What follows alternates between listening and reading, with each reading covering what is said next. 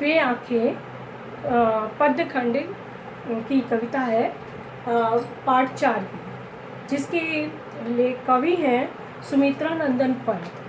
पंत जी का जन्म 1900 में हुआ था और इनकी मृत्यु 1977 में हुई थी, 77 में हुई थी। इनकी रचनाएं हैं वीणा, ग्रंथि, पल्लव, गुंजन, ग्राम्या, चिदंबरा, उत्तरा, स्वर्ण किरण, कला और गूढ़ाचार, लोकायन आदि काव्य रचनाएं इनकी हैं।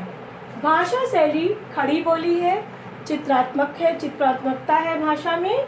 प्रगतिवादी कवि हैं और प्रगतिवादी कवियों की ये विशेषता होती है कि इनकी कविता की जो बोली है, वो जो भाषा है, वो आम बोलचाल की भाषा होती है। वे आँखें कविता में हमारे भारतीय किसानों की दुर्दशा का बहुत ही मार्मिक चित्रण किया गया है। आज हमारा देश आज़ाद हो गया है, आज़ादी के इतने सालों के बाद भी किसान उसी दयनीय अवस्था में जी रहे हैं और आत्महत्या करने को मजबूर हो रहे हैं। किस प्रकार से जमींदार, पूंजीपति, महाजन उन पे जुल्म और अत्याचार करते हैं, इसका सजीव चित्रण कवि ने अपनी कविता वे आँखें के माध्यम से किया है। वे आँखें कविता में एक किसान है जिसका कि घर भरा पूरा है, उसकी पत्नी, उसकी एक बच्ची, उसकी बेटा और बहू, पूरा संपन्न परिवार है। उसकी अपनी खेती है और खेती बाड़ी वो करके अपनी जीविका चलाता है। परंतु किसान को अपनी खेती की उपज को और बढ़ाने के लिए वो महाजन से ऋण लेता है। ऋण का वो पैसा अदा नहीं कर पाता क्योंकि अच्छी फसल नहीं हुई है।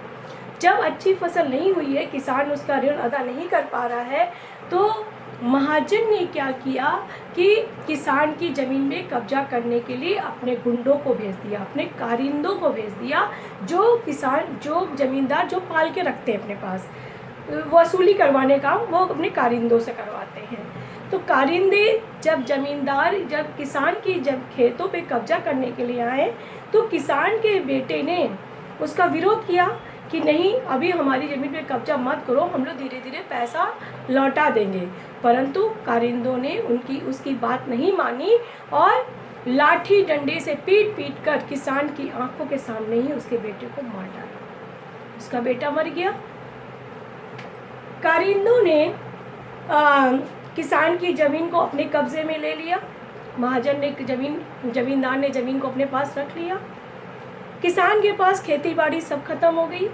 उसकी पत्नी बीमार पड़ गई। किसान के पास पैसे नहीं थे कि वो अपनी पत्नी का इलाज करा पाए।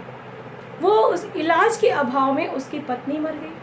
किसान की एक बच्ची थी दूधमुही, जो अपनी माँ का दूध पर पीती थी और उस पर आश्रित थी। उसकी ठीक से देखभाल नहीं हो पाई और उसकी बेटी भी मर गई। किसान के बेटा मरा, पत्नी मरी और बेटी मर गई। तब इतना कुछ होने के बावजूद जब महाजन ने किसान की खेत को हथिया लिया, कब्जे में कर लिया, परंतु वो तब भी उसका पैसा अदा नहीं हो पा रहा था, वसूल नहीं हो पा रहा था, तो जमींदार ने क्या किया कि किसान के जो बैल थे, उन बैलों की जोड़ी को बिकवा दिया। उसकी एक गाय थी, उजरी उसका नाम था। वो उजरी किसान के अलावा किसी और से अपना दूध नहीं दुहाती थी, उसको भी उन लोगों ने बेच दिया।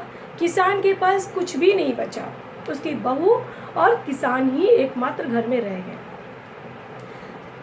गांव के ही जो जिले के जो कोतवाल था, थानेदार था, उसकी नज़र उसकी बहू पर टिक गई, पूरी नज़र लग गई, टिक गई। उसने एक दिन अपने सिपाहियों को भेजकर उसकी बहू को अपने पास बुलाया और अपनी हवस का शिकार बना लिया। उसका शारीरिक शोषण किया, उसके साथ दुराचार किया।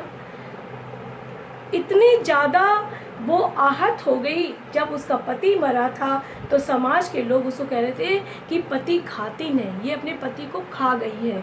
ये हमारे समाज में इस तरीके के लोग ताने देते ही हैं। तो उसकी पत्नी को, बहू को भी सुनना पड़ रहा था। उसको लगा कि पहले से वो सामाजिक इतने ताने सुन रही है और अब उसका इस तरीके से शारीरिक शोषण कोतवाल ने कर लिया है, अब उसके जीने का कोई लाभ नहीं है और उसने कुएं में कूदकर आत्महत्या कर ली। किसान सोचता है उसके जीवन का सब कुछ चला गया, फिर वो सोचता है कि अगर पत्नी मर गई थी तो दूसरी पत्नी आ सकती है, लेकिन बेटा मर गया, जवान बेटा जीवन में दोबारा प्राप्त नहीं हो सकता। ये हमारे समाज की जो मान्यता है कि जो बेटियों को, औरतों को समाज में वो स्थान नहीं मिलना जो उनको मिलना चाहिए था। आज भी इतनी पढ़ी लिखी होने के बावजूद भी औरतों को दूसरे दर्जे का ही स्थान प्राप्त है, उनको अपने अधिकार पूरी तरीके से प्राप्त नहीं है।